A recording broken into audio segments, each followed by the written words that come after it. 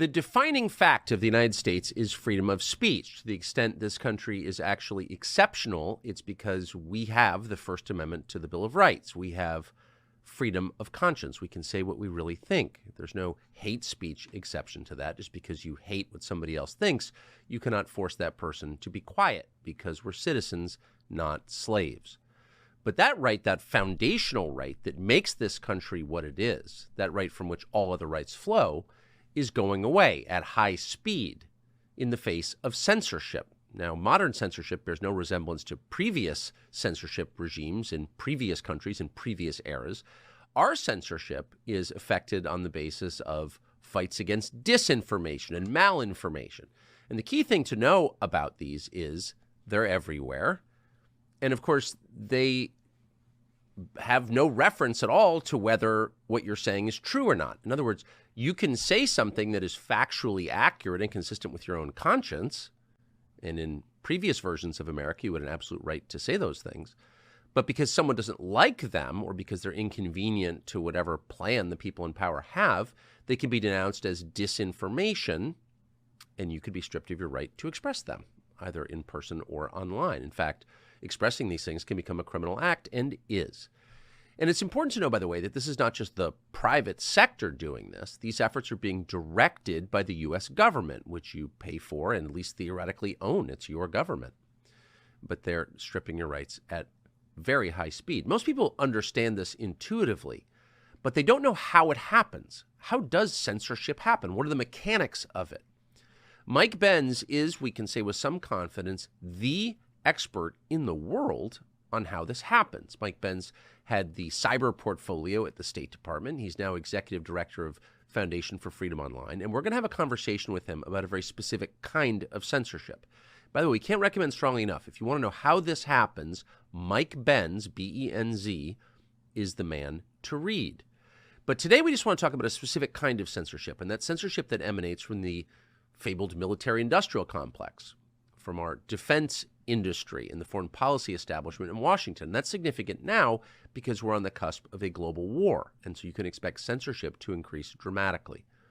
And so with that, here is Mike Benz, Executive Director of Foundation for Freedom Online. Mike, thanks so much for joining us. And I just can't overstate to our audience how exhaustive and comprehensive your knowledge is on this topic. It's almost unbelievable. And so if you could just walk us through how the foreign policy establishment and defense contractors and DOD and just the whole cluster, the constellation of defense-related, publicly funded institutions strip from us our freedom of speech. Sure. You know, one of the easiest ways to actually start the story is really with the story of internet freedom and its switch from internet freedom to internet censorship, because free speech on the internet was an instrument of statecraft almost from the outset of the privatization of the internet in 1991.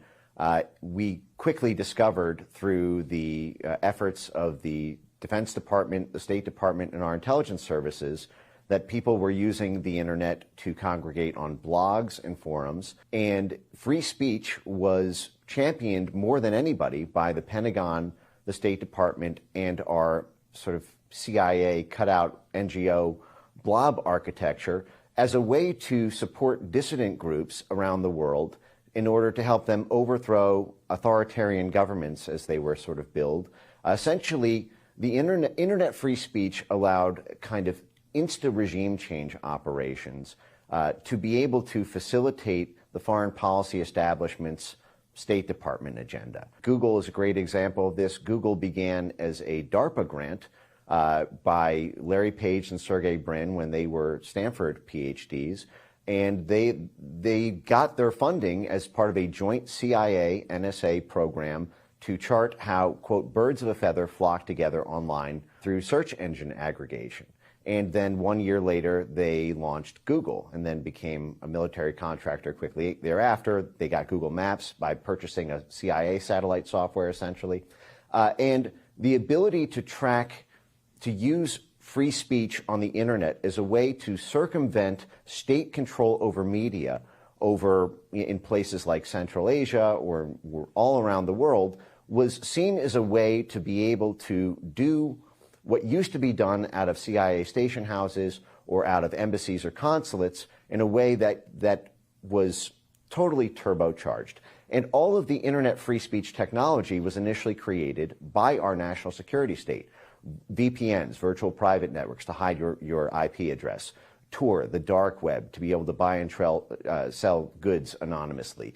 End-to-end encrypted chats. All of these things were created initially as DARPA projects or as joint CIA-NSA projects to be able to help intelligence-backed groups to overthrow governments that were causing a problem to the Clinton administration or the Bush administration or the Obama administration.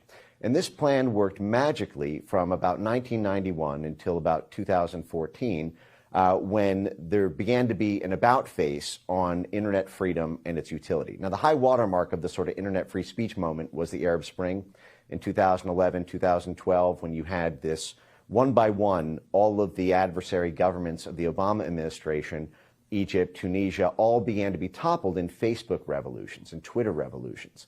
And you had the State Department working very closely with the social media companies to be able to keep social media online during those periods. There was a famous phone call from Google's Jared Cohen to Twitter to not do their scheduled maintenance so that the preferred opposition group in Iran would be able to use Twitter to win that election. So it was free speech was an instrument of statecraft from the national security state to begin with. All of that architecture, all of the NGOs, the relationships between the tech companies and the national security state had been long established for freedom.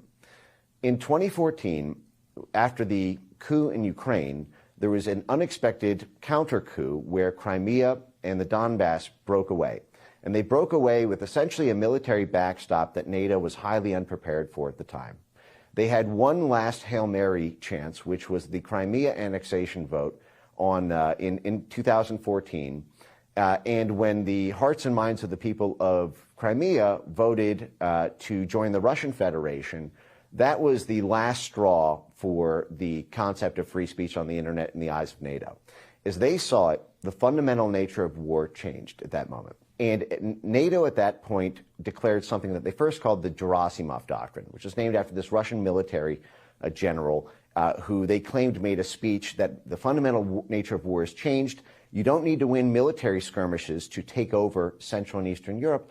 All you need to do is control the media and the social media ecosystem, because that's what controls elections. And if you simply get the right administration into power, they control the military. So it's infinitely cheaper than conducting a military war to simply conduct an organized political influence operation over social media and legacy media. An industry had been created that spanned the Pentagon, the British Ministry of Defense, and Brussels into a organized political warfare outfit, essentially infrastructure that was created, initially stationed in Germany and in Central and Eastern Europe, to create psychological buffer zones, basically to create the ability to have the military work with the social media companies to censor Russian propaganda or to censor domestic right-wing populist groups in Europe who were rising in political power at the time because of the migrant crisis. So you had the systematic targeting by our State Department, by our IC, by the Pentagon, of groups like Germany's AfD, the Alternative for Deutschland there, and for groups in Estonia, Latvia, Lithuania. Now, when Brexit happened in 2016, that was this crisis moment where suddenly they didn't have to worry just about Central and Eastern Europe anymore. It was coming westward, this idea of Russian control over hearts and minds. And so Brexit was June 2016. The very next month at the Warsaw Conference, NATO formally amended its charter to expressly commit to hybrid warfare as this new NATO capacity. So they went from, basically 70 years of tanks to this explicit capacity building for censoring tweets if they were deemed to be Russian proxies. And again, it's not just Russian propaganda. These were now Brexit groups or groups like Matteo Salvini in Italy or in Greece or in Germany or in Spain with the Vox Party. And now at the time, NATO was publishing white papers saying that the biggest threat NATO faces is not actually a military invasion from Russia. It's losing domestic elections across Europe to all these right-wing populist groups who, because they were mostly working-class movements, were campaigning on cheap Russian energy at a time when the U.S. was pressuring this energy diversification policy. And so they made the argument, after Brexit, now the entire rules-based international order would collapse unless the military took control over media, because Brexit would give rise to Frexit in France with Marine Le Pen, to Spexit in Spain with the Vox Party, to Italexit in Italy, to Grexit in Germany, to Grexit in Greece. The EU would come apart, so NATO would be killed without a single bullet being fired. And then not only that, now that NATO's gone, now there's no enforcement arm for the International Monetary Fund, the IMF, or the World Bank. So now the financial stakeholders who depend on the battering ram of the national security state would basically be helpless against governments around the world. So from their perspective, if the military did not begin to censor the internet, all of the democratic institutions and infrastructure that gave rise to the modern world after World War II would collapse. So you can imagine the reaction may I ask you to 5 months pause later, Donald Trump there? won the 2016 election. So you just told a remarkable story that I've never heard anybody explain as lucidly and crisply as you just did. But did anyone at NATO or anyone at the State Department pause for a moment and say, wait a second, we've just identified our new enemy as democracy within our own countries? I think that's what you're saying. They feared that the people, the citizens of their own countries, would get their way, and they went to war against that. Yes. Now, there's a rich history of this dating back to the Cold War. The Cold War in Europe was essentially a similar struggle for hearts and minds of people, especially in Central and Eastern Europe. Yes. In these sort of Soviet buffer zones. And starting in 1948, the national security state was really established then. You had the 1947 Act, which established the Central Intelligence Agency. You had this new world order that had been created with all these international institutions. And you had the 1948 UN Declaration on Human Rights, which forbid the territorial acquisition by military force. So you can no longer run a traditional military occupation government in the way that we could in 1898, for example, when we took the Philippines. Everything had to be done through a sort of political legitimization process whereby there's some ratification from the hearts and minds of people within the country. Now, often that involves simply puppet politicians who are groomed as emerging leaders by our State Department. But the battle for hearts and minds had been something that we had been giving ourselves a long moral license leash, if you will.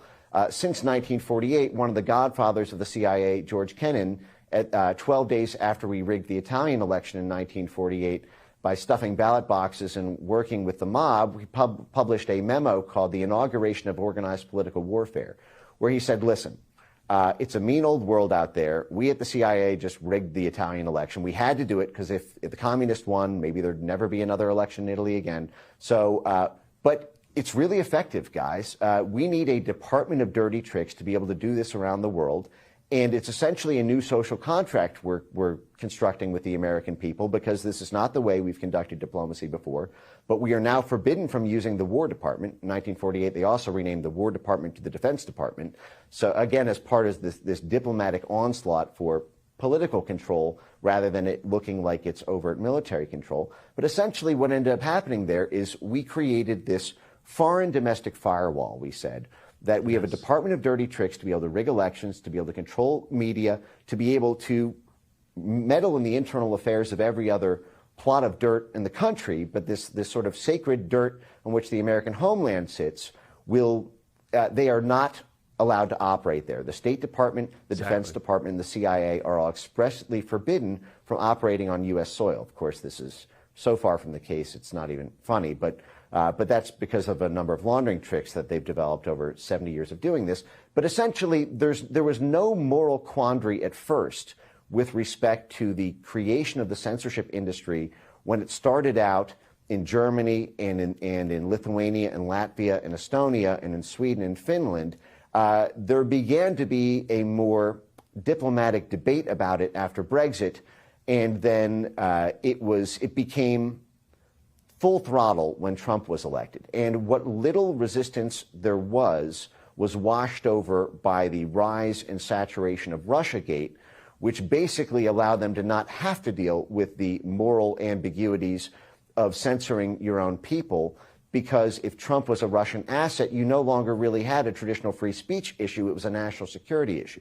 It was only after Russiagate died in July 2019 when Robert Mueller basically choked on the stand for 3 hours and revealed he had absolutely nothing after 2.5 years of investigation, that the foreign to domestic switcheroo took place, where they took all of this censorship architecture spanning DHS, the FBI, the CIA, the DOD, the DOJ, and then the thousands of government-funded NGO and private sector mercenary firms were all basically transited from a foreign predicate, a Russian disinformation predicate, to a democracy predicate by saying that disinformation is not just a threat when it comes from the Russians, it's actually an intrinsic threat to democracy itself.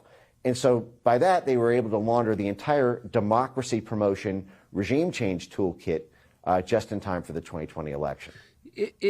I mean, it's almost beyond belief that this has happened. I mean, my own father worked for the U.S. government in this business, in the information war against the Soviet Union, and, was a big part of that. And the idea that any of those tools would be turned against American citizens by the U.S. government was, I want to think, was absolutely unthinkable in, say, 1988. And you're saying that there really hasn't been anyone who's raised objections, and it's absolutely turned inward to manipulate and rig our own elections as we would in, say, Latvia? Yeah, well, as soon as the democracy predicate was established, you had this professional class of professional regime change artists and operatives.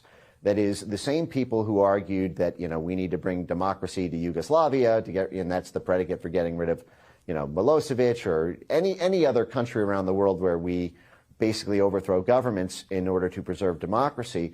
Well, if the democracy threat is homegrown now, then that becomes, then suddenly these people all have new jobs moving on the U.S. side, and I can go through a million examples of that. But one thing on what you just mentioned, which is that,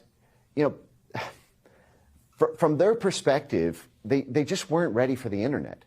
2016 was really the first time that social media had reached such maturity that it began to eclipse legacy media. I mean, this was a long time coming. I think folks saw this building from 2006 through 2016. Internet 1.0 didn't even have social media. From 1991 to 2004, there was no social media at all. 2004, Facebook came out. 2005, Twitter. 2006, YouTube. 2007, the smartphone.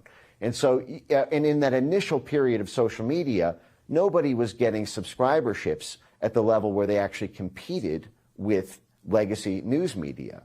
But over the course of being, so initially even these dissident voices within the U.S., even though they may have been loud in moments, they never reached 30 million followers. They never reached, a billion impressions a year type thing, as a uncensored, mature ecosystem allowed citizen journalists and independent voices to be able to outcompete legacy news media. This induced a massive crisis both in our military and in our State Department and intelligence services. And I'll give you a great example of this. In 2019, at a meeting of the German Marshall Fund, which is an institution that goes back to the U.S. Basically, I don't want to say bribe, but essentially the economic soft power projection in Europe as part of the reconstruction of European governments after World War II, to be able to essentially pay them with Marshall Fund dollars, and then in return they basically were under our thumb in terms of how they reconstructed. But the German Marshall Fund held a meeting in 2019. They held 1 million of these, frankly, but where a four-star general got up on the panel and said that what happens. He posed the question: what happens to the U.S. military? What happens to the national security state when the New York Times is reduced to a medium-sized Facebook page? And he posed this thought experiment as an example of we've had these gatekeepers, we've had these bumper cars on democracy in the form of a century-old relationship with legacy media institutions. I mean, our mainstream media is not in any shape or form, even from its outset, independent from the national security state, from the State Department, from the War Department. You had the initial all of the initial broadcast news companies, NBC, ABC, and CBS, were all created by Office of War Information veterans from the War Department's effort in World War II. You had these Operation Mockingbird relationships from the 1950s through the 1970s. Those continued through the use of the National Endowment for Democracy and the privatization of intelligence capacities in the 1980s under Reagan. There's all sorts of CIA reading room memos you can read even on CIA.gov about those continued media relations throughout the 1990s. And so you always had this backdoor relationship between the Washington Post, the New York Times, and all of the major broadcast media corporations. And by the way, Rupert Murdoch and Fox are part of this as well. Rupert Murdoch was actually part of the National Endowment for Democracy coalition in 1983 when it was formed as a way to do CIA operations in an above-board way after the Democrats were so ticked off at the CIA for manipulating student movements in the 1970s. But essentially, there was no CIA intermediary to random citizen journalist accounts. There was no Pentagon backstop. You couldn't get a story killed. You couldn't have this favors for favors relationship. You couldn't promise access to some random person with 700,000 followers who's got an opinion on Syrian gas. And so this induced, and this was not a problem for the initial period of social media from 2006 to 2014 because there were never dissident groups that were big enough to be able to have a mature enough ecosystem on their own, and all of the victories on social media had gone in the way of where the money was, which was from the State Department and the Defense Department and the intelligence services.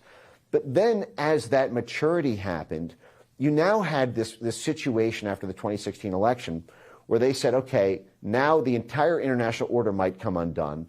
70 years of unified foreign policy from Truman until Trump are now about to be broken. And we need the same analog control systems we had to be able to put bumper cars on bad stories or bad political movements through legacy media relationships and contacts. We now need to establish and consolidate within the social media companies.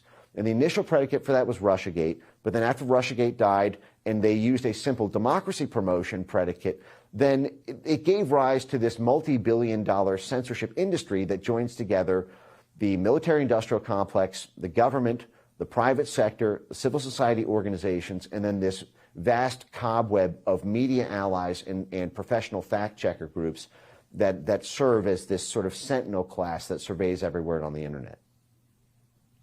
So can you give us, and thank you again for this almost unbelievable explanation of why this is happening. Can you give us an example of how it happens?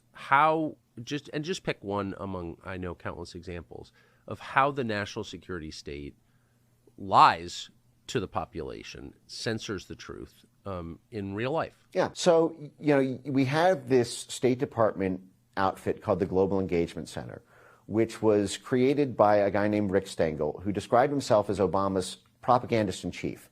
He was the Undersecretary for Public Affairs, which is essentially the liaison office role between the State Department and the mainstream media. So this is basically the exact nexus where government talking points about war or about diplomacy or statecraft get synchronized with mainstream media. So and may I add something to that? As someone, I know Rick Stengel, he was at one point a journalist, and Rick Stengel has made public arguments against the First Amendment and against free speech. And he wrote a whole book on it. And he published an op-ed in 2019. He wrote a whole book on it, and he made the argument that we just went over here, that essentially the Constitution was not prepared for the internet, and we need to get rid of the First Amendment accordingly.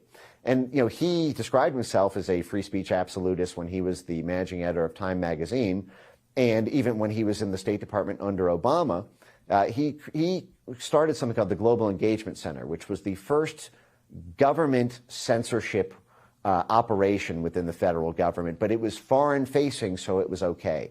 Now, at the time, they used the homegrown ISIS predicate threat for this. And so it was very hard to argue against the idea of the State Department having this formal coordination partnership with every major tech platform in the U.S. because at the time there were these ISIS attacks. and we were told that ISIS was recruiting on Twitter and Facebook.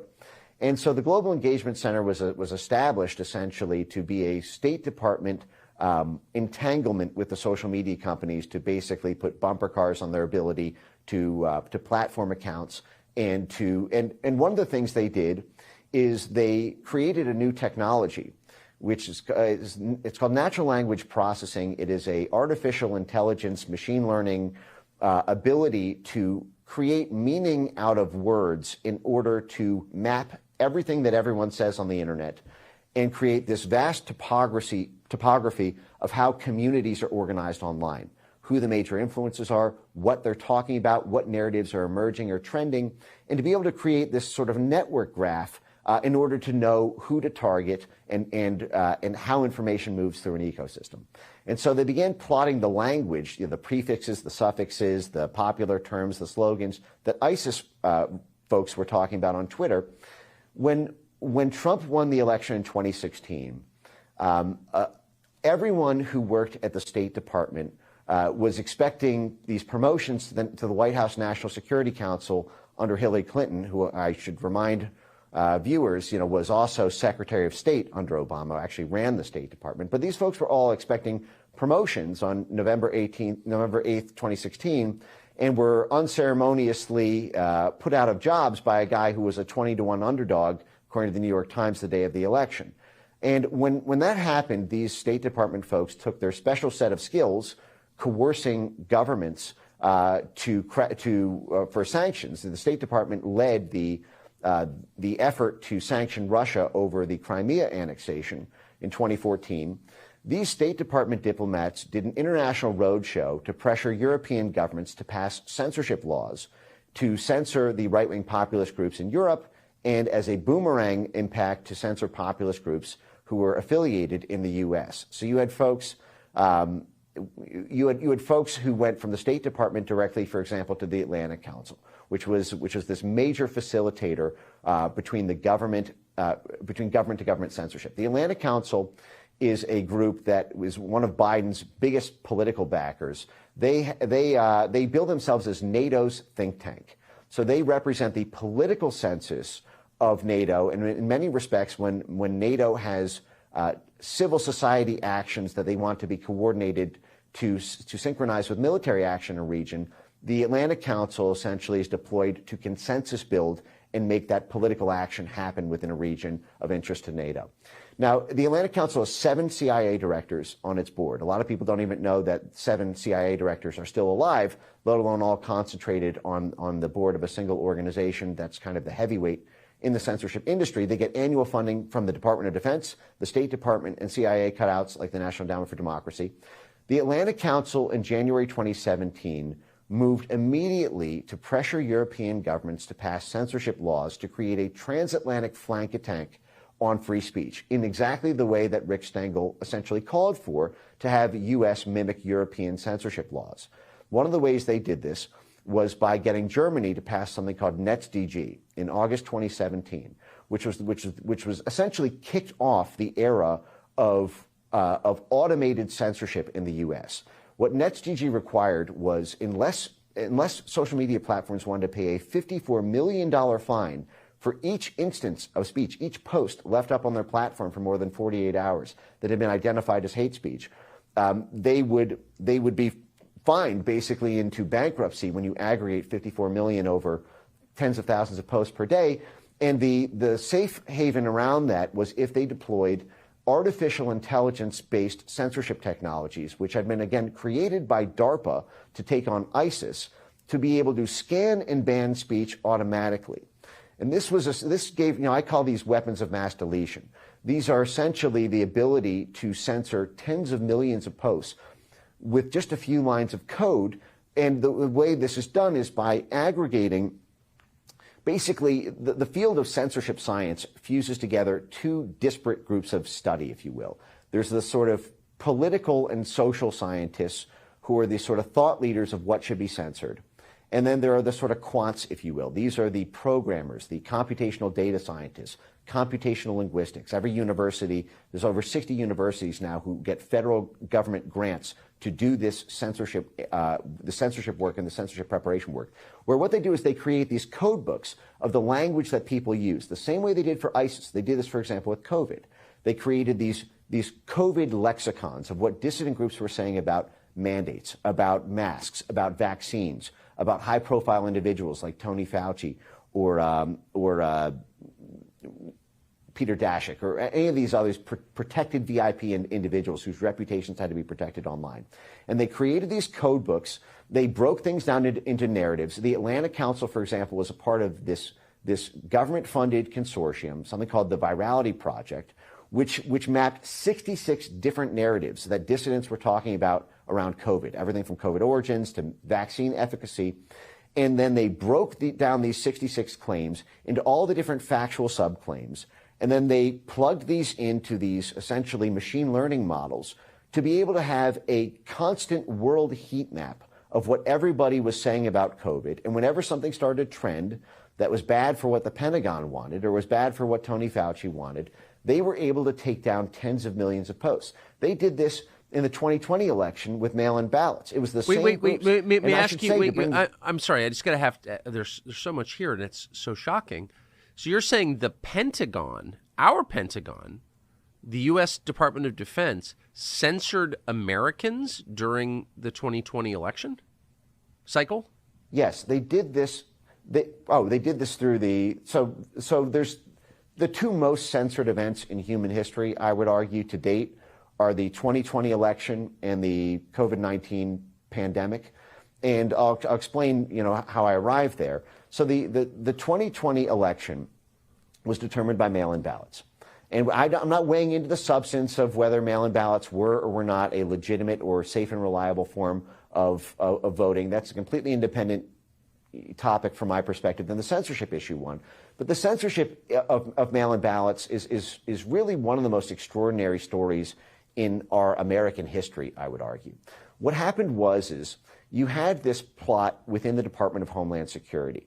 Now, this gets back to what we were talking about with the State Department's Global Engagement Center. You had this group within the Atlanta Council and the foreign policy establishment, which began arguing in 2017 for the need for a permanent domestic censorship government office to serve as a quarterback for what they called a whole-of-society counter-misinformation, counter-disinformation alliance. That just means censorship, the counter-mis-disinfo.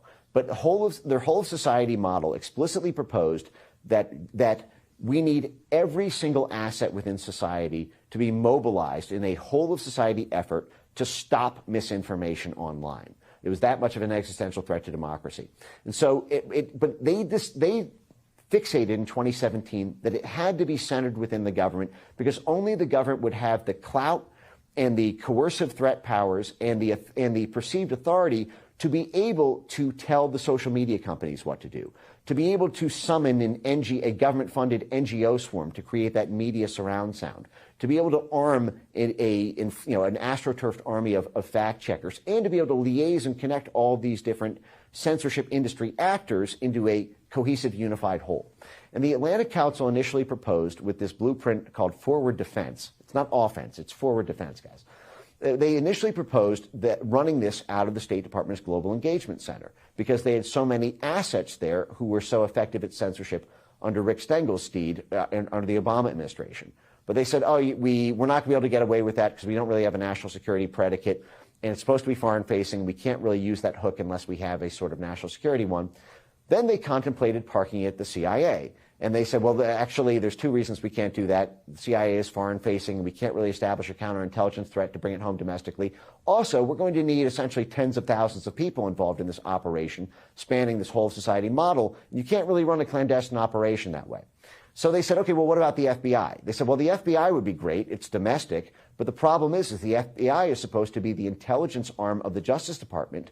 And what we're dealing with here are not acts of law breaking. It's basically support for Trump, or if a left-wing populist had risen to power like Bernie Sanders or Jeremy Corbyn, I have no doubt they would have done in the UK. They would have done the same thing to him there. They targeted Jeremy Corbyn and other left-wing populist NATO skeptical groups in Europe. But in the U.S., it was all Trump. And so essentially what they said is, well, the only other domestic intelligence equity we have in the U.S. besides the FBI is the DHS. So we are going to essentially take the CIA's power to rig and bribe foreign media organizations, which is a power they've had since the day they were born in 1947, and we're going to combine that with the power, with the domestic jurisdiction of the FBI by putting it at DHS. So DHS was basically deputized, it was empowered through this obscure little cybersecurity agency to have the combined powers that the CIA has abroad with the jurisdiction of the FBI at home. And the way they did this, how did an obscure little cybersecurity agency get this power, was they did a funny little series of switcheroos. So this little thing called CISA, they didn't call it the Disinformation Governance Board, they didn't call it the Censorship Agency, they gave it an obscure little name that no one would notice called the Cybersecurity and Infrastructure Security Agency, who its founder said, we care about security so much it's in our name twice. Everybody sort of closed their eyes and pretended, that's what it was. But it was created by act of Congress in 2018 because of the perceived threat that Russia had hacked the 2016 election, had physically hacked it, and so we needed the cybersecurity power to be able to deal with that. And essentially, on the heels of a CIA memo on January 6, 2017, and a same-day DHS executive order on January 6, 2017, arguing that Russia had interfered in the 2016 election, and a DHS mandate saying that elections are now critical infrastructure, you had this new power within DHS to say that cybersecurity attacks on elections are now our purview. And then they did two cute things. One, they said mis, dis, and malinformation online are a form of cybersecurity attack. They are a cyber attack because they are happening online. And they said, well, actually, Russian disinformation is, we're actually protecting democracy and elections. We don't need a Russian predicate after Russiagate died. So just like that, you had this cybersecurity agency be able to legally make the argument that your tweets about mail-in ballots, if you undermine public faith and confidence in them as a legitimate form of voting, you were now conducting a cyber attack on U.S. critical infrastructure by articulating misinformation on Twitter. And just like that, now what they did then is they in other words, complaining about election fraud is the same as taking down our power grid. Yes, you could literally be on your toilet seat at 9:30 on a Thursday night and tweet, I think that mail-in ballots are illegitimate. And you were essentially then caught up in the crosshairs of the Department of Homeland Security classifying you as conducting a cyber attack on U.S. critical infrastructure because you were doing misinformation online in the cyber realm, and misinformation is a cyber attack on democracy when it undermines public faith and confidence in our democratic elections and our democratic institutions. They would end up going far beyond that. They would actually define democratic institutions as being another thing that was a cyber security attack to undermine. And lo and behold, the mainstream media is considered a democratic institution. That would come later. What ended up happening was, in advance of the 2020 election, starting in April of 2020, although this goes back before, you had this essentially never-Trump neocon Republican DHS working with essentially NATO on the national security side and essentially the DNC, if you will, to use DHS as the launching point for a government-coordinated mass censorship campaign spanning every single social media platform on Earth in order to pre-censor the ability to dispute the legitimacy of mail-in ballots. And here's how they did this. They aggregated 4 different institutions, Stanford University, the University of Washington, a company called Graphica, and the Atlantic Council. Now, all 4 of these institutions, the centers within them, were essentially Pentagon cutouts. You had at the Stanford Internet Observatory, it was actually run by Michael McFaul. If you know Michael McFaul, he was the U.S. ambassador to Russia under the Obama administration, and he personally authored a 7-step playbook for how to successfully orchestrate a color revolution. That is, and part of that involved maintaining total control over media and social media, juicing up the civil society outfits, calling elections illegitimate in order to, now mind you, all of these people were professional Russiagators and professional election delegitimizers in 2016. And then, well, I'll get to that in a sec. So Stanford University, nominally the Stanford Internet Observatory under Michael McFaul, was run by Alex Stamos, who was formerly a Facebook executive who coordinated with ODNI and with respect to Russiagate, taking down Russian propaganda at Facebook. So this is another liaison, essentially, to the national security state. And under Alex Stamos at Stanford Internet Observatory was Renee DiResta, who started her career in the CIA and wrote the Senate Intelligence Committee report on Russian disinformation. And there's a lot more there that I'll get to another time. But the next institution was the University of Washington, which is essentially the Bill Gates University in Seattle, who is headed by Kate Starbird, who is basically 3 generations of military brass, who got her PhD in crisis informatics, essentially doing social media surveillance for the Pentagon and getting DARPA funding and working essentially with the national security state, then repurposed to take on mail-in ballots. The third firm, Graphica, got $7 million in Pentagon grants and got their start as part of the Pentagon's Minerva Initiative. The Minerva Initiative is the psychological warfare research center of the Pentagon. This group was doing social media spying and narrative mapping for the Pentagon until the 2016 election happened, and then were repurposed into a partnership with the Department of Homeland Security to censor 22 million Trump tweets, pro-Trump tweets about mail-in ballots. And then the fourth institution, as I mentioned, was the Atlantic Council, who's got 7 CIA directors on the board. So one after another, it is exactly what Ben Rhodes described during the Obama era as the blob, the foreign policy establishment. It's the Defense Department, the State Department, or the CIA every single time. And of course, this was because they were threatened by Trump's foreign policy. And so while much of the censorship looks like it's coming domestically, it's actually by our foreign-facing Department of Dirty Tricks Color Revolution blob, who are professional government topplers, who were then basically descended on the 2020 election. Now, they did this. They explicitly said, the head of this election integrity partnership, on tape, and my foundation clipped them, and it's been played before Congress, and it's in a part of the Missouri v. Biden lawsuit now. But they explicitly said on tape that they were set up to do what the government was banned from doing itself. And then they articulated a multi-step framework in order to coerce all the tech companies to take censorship actions they said on tape the tech companies would not have done but for their pressure, which involved using threats of government force because they were the deputized arm of the government. They had a formal partnership with the DHS. They were able to use DHS's proprietary domestic disinformation switchboard to immediately talk to top brass at all the tech companies for takedowns.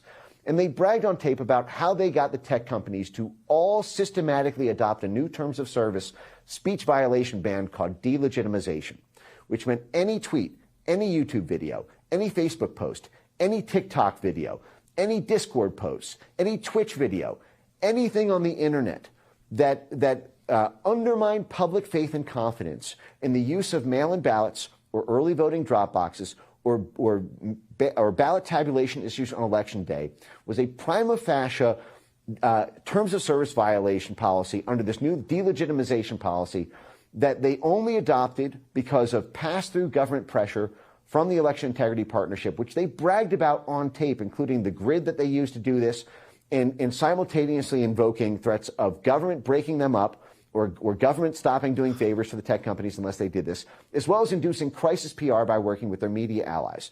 So, and they said the government, DHS, could not do that themselves, and so they set up this basically constellation of State Department, Pentagon, and IC networks to run this pre-censorship campaign, which by their own math had 22 million tweets on Twitter alone. And mind you, they did this on 15 platforms. So this is hundreds of millions of posts, which were all scanned and banned or throttled so that they could not be amplified, or they existed in a sort of limited state purgatory, or had these frictions affixed to them in the form of fact-checking labels where you couldn't actually click through the thing, or you had to, it was an inconvenience to be able to share it. Now, they did this 7 months before the election, because at the time they were worried about the perceived legitimacy of a Biden victory in the case of a so-called red mirage blue shift event. They knew the only way that Biden would be able to would win mathematically was through the disproportionate Democrat use of mail-in ballots. They knew there would be a crisis because it was going to look extremely weird if Trump looked like he won by 7 states. And then 3 days later, it comes out actually the election switched. I mean, that would put the election crisis of the Bush-Gore election on a level of steroids that the national security state said, well, the public will not be prepared for. So what we need to do is we need to, in advance, we need to pre-censor the ability to even question legitimacy. This took out. Wait. May I ask you to pause right there? Key influences. So what you're saying is, what you're suggesting is, they knew the outcome of the election 7 months before it was held. It looks very bad. Certainly, what they did is. Yes, Mike, it does look very bad. And especially when you combine this with the fact that this is right on the heels of the impeachment, the Pentagon-led, CIA-led impeachment. It was Eric Cimarella from the CIA, and it was the Vindmans from the Pentagon who led the impeachment of Trump in late 2019 over, an alleged phone call around withholding Ukraine aid. This same network, which came straight out of the Pentagon hybrid warfare network, military censorship network created after the first, Ukraine crisis in 2014, were the lead architects of the Ukraine impeachment in 2019, and then essentially came back on steroids as part of the 2020 election censorship operation. But, from their perspective, I mean, it certainly looks like the perfect crime. These were the people, DHS at the time had actually federalized much of the National Election Administration through this January 6, 2017 executive order from outgoing Obama DHS head Jed Johnson, which essentially wrapped all 50 states up into a formal DHS partnership. So DHS was simultaneously in charge of the administration of the election in many respects and the censorship of anyone who challenged the administration of the election. This is like, putting essentially the defendant of a trial as the judge and jury of the trial. It was but you're not describing democracy. I mean, you're describing a country in which democracy is impossible. What I'm essentially describing is military rule. I mean, what's happened with the rise of the censorship industry is a total inversion of the idea of democracy itself. Democracy sort of draws its legitimacy from the idea that it is ruled by consent of the people being ruled. That is, it's not really being ruled by an overlord because the government is actually just our will expressed by our consent with who we vote for. The whole push after the 2016 election and after Brexit and after a couple of other, social media run elections that went the wrong way from what the State Department wanted, like the 2016 Philippines election, was to completely invert everything that we described as being the underpinnings of a democratic society in order to deal with the threat of free speech on the internet. And what they essentially said is we need to redefine democracy from being about the will of the voters to being about the sanctity of democratic institutions. And who are the democratic institutions? Oh, it's us. It's the military. It's NATO. It's the IMF and the World Bank. It's the mainstream media. It is the NGOs, and of course these NGOs are largely State Department funded or IC funded. It's essentially all of the elite establishments that were under threat from the rise of domestic populism that declared their own consensus to be the new definition of democracy. Because if you define democracy as being the strength of democratic institutions rather than a focus on the will of the voters, then what you're left with is essentially democracy is just the consensus building architecture within the democratic institutions themselves. And from their perspective, that takes a lot of work. I mean, the amount of work these people do. I mean, for example, we mentioned the Atlantic Council, which is one of these big coordinating mechanisms for the oil and gas industry in a region, for the finance and the JP Morgans and the BlackRocks in a region, for the NGOs in the region, for the media in the region. All of these need to reach a consensus, and that process takes a lot of time. It takes a lot of work and a lot of negotiation.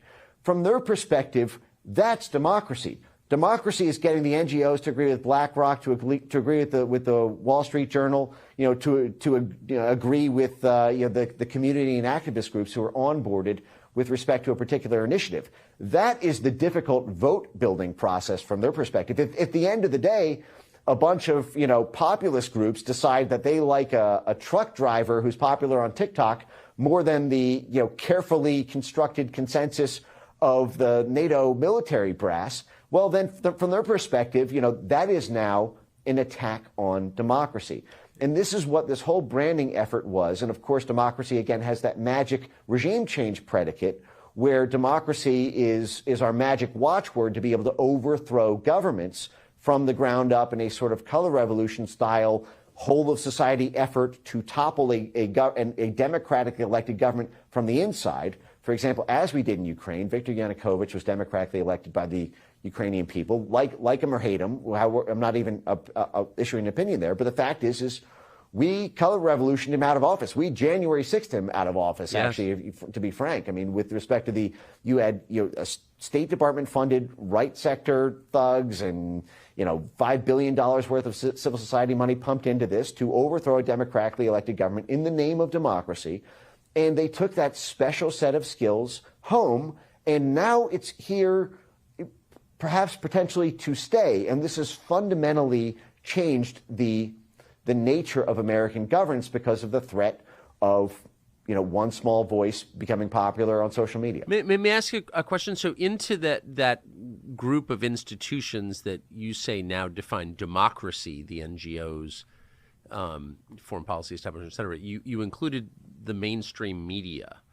Now, in 2021, the NSA broke into my private text apps and read them and then leaked them to the New York Times against me. That just happened again to me last week.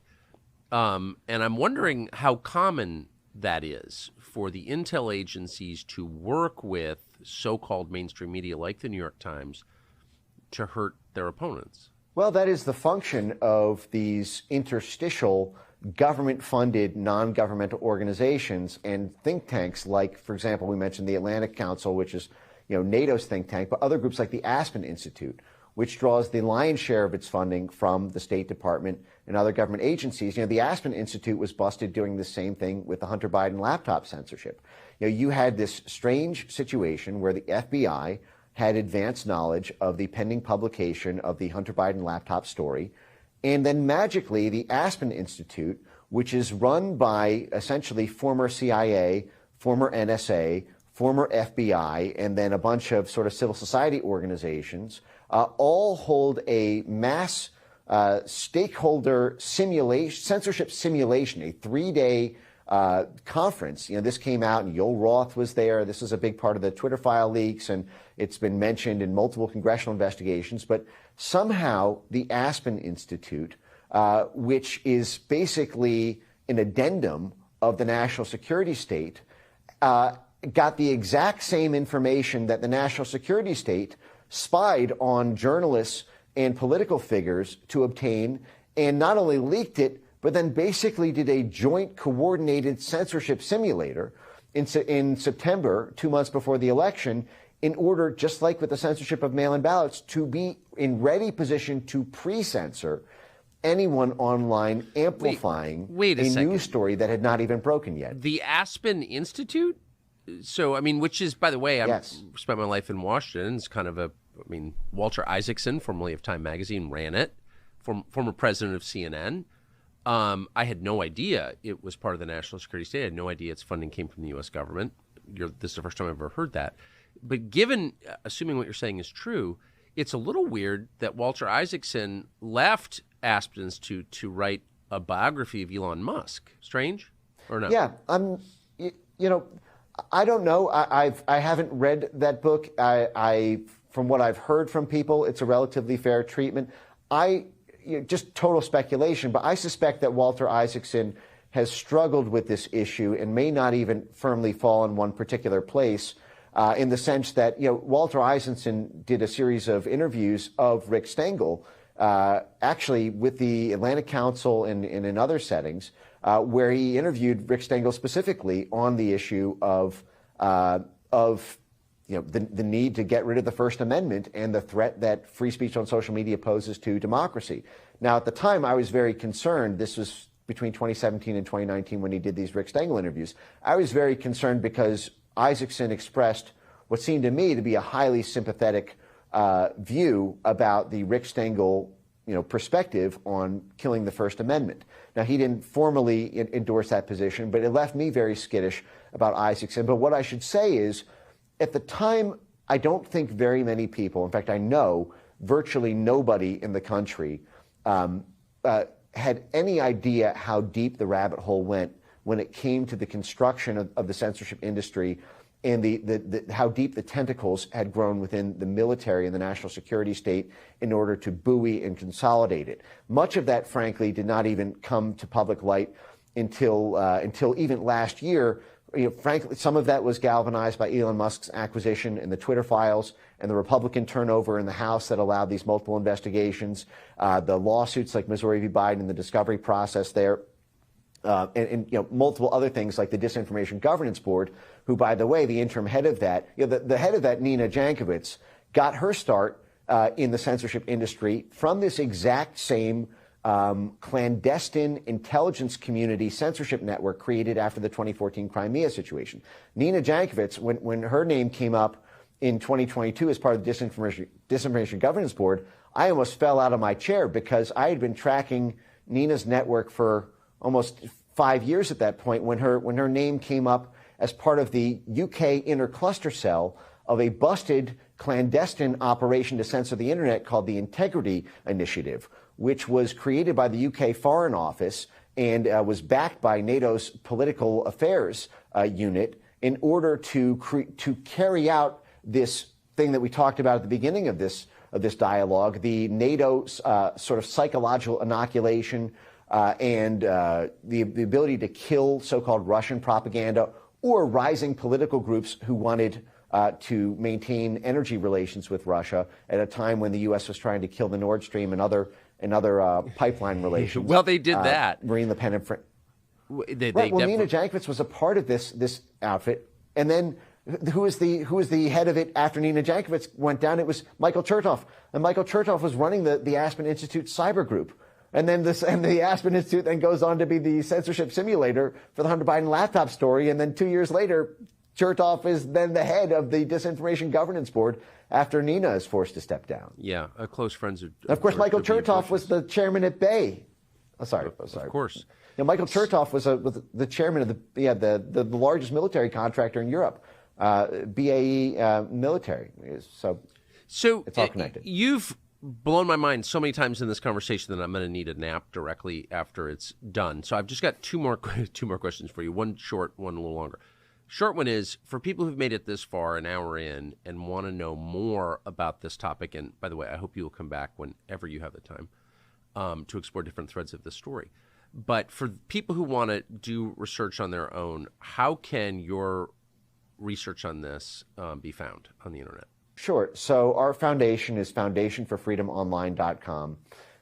We publish all manner of reports on every aspect of the censorship industry, from what we talked about with the role of the military-industrial complex and the national security state, to what the universities are doing, to I sometimes refer to as digital MK Ultra. There's just the field of basically the science of censorship and how and the funding of these psychological manipulation methods in order to nudge people into different belief systems, as they did with COVID, as they did with energy and every sensitive policy issue is what they essentially had an ambition for.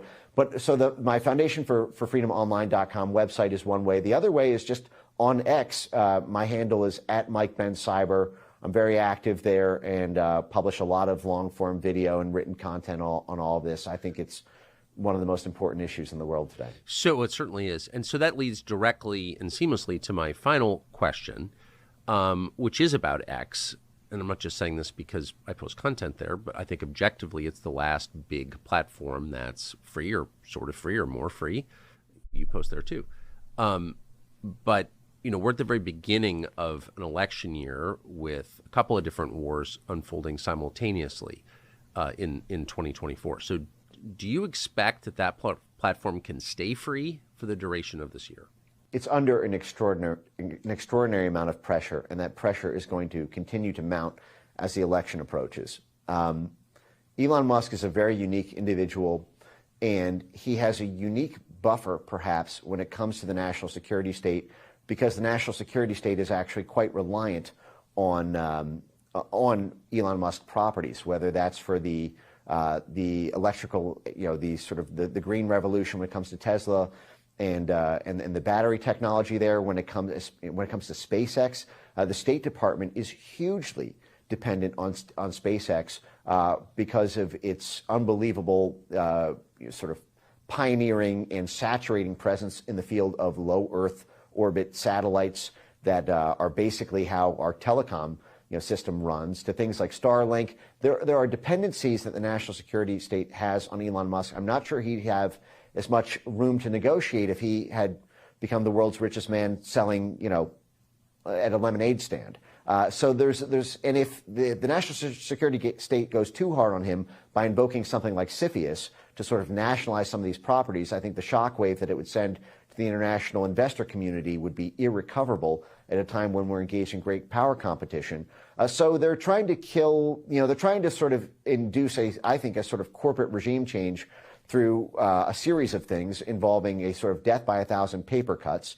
I think there are 7 or 8 different Justice Department or SEC or FTC investigations into Elon Musk properties that all started after his acquisition of X. But then what they're trying to do right now is what I call the transatlantic flank attack 2.0. We talked in this dialogue about how the censorship industry really got its start when a bunch of State Department exiles who were expecting promotions took their special set of skills in coercing European countries to pass sanctions on themselves, to cut off their own leg to spite themselves in order to pass sanctions on Russia. They ran back that same playbook with doing a road show for censorship instead for sanctions. We're now witnessing, transatlantic flank attack 2.0, if you will, which is because they have lost a lot of their federal government powers to do this same censorship operation they've been doing from 2018 to 2022, in part because the House has totally turned on them, in part because of the media, in part because Missouri v. Biden, which won a slam dunk case actually banning government censorship at the trial court and appellate court levels, is now before the Supreme Court. They've now moved into 2 strategies. One of them is state-level censorship laws. California just passed a new law which the censorship industry totally drove from start to finish around they call it platform accountability and transparency, which is basically forcing Elon Musk to give over the kind of narrative mapping data that these CIA conduits and Pentagon cutouts were using to create these weapons of mass deletion, these abilities to just censor everything at scale because they had all the internal platform data. Elon Musk took that away. They're using state laws like this new California law to crack that open. But the major threat right now is the threat from Europe with something called the EU Digital Services Act, which was cooked up in tandem with folks like NewsGuard, which is run by, which has a board of Michael Hayden, head of the CIA, NSA, 4-star general. Rick Stengel is on that board, from the State Department's propaganda office. Tom Ridge is on that board from the Department of Homeland Security. Oh, and Anders Fogh Rasmussen is on that board. He was the General Secretary of NATO under the Obama administration. So you have NATO, the CIA, the NSA, 4-star general, DHS, and the State Department working with the EU to craft the censorship laws that now are the largest existential threat to X, other than potentially advertiser boycotts, because there is now disinformation is now banned as a matter of law in the EU. And the EU is a bigger market for X than the US. There's only 300 million some people in the US. There's 450 million in Europe.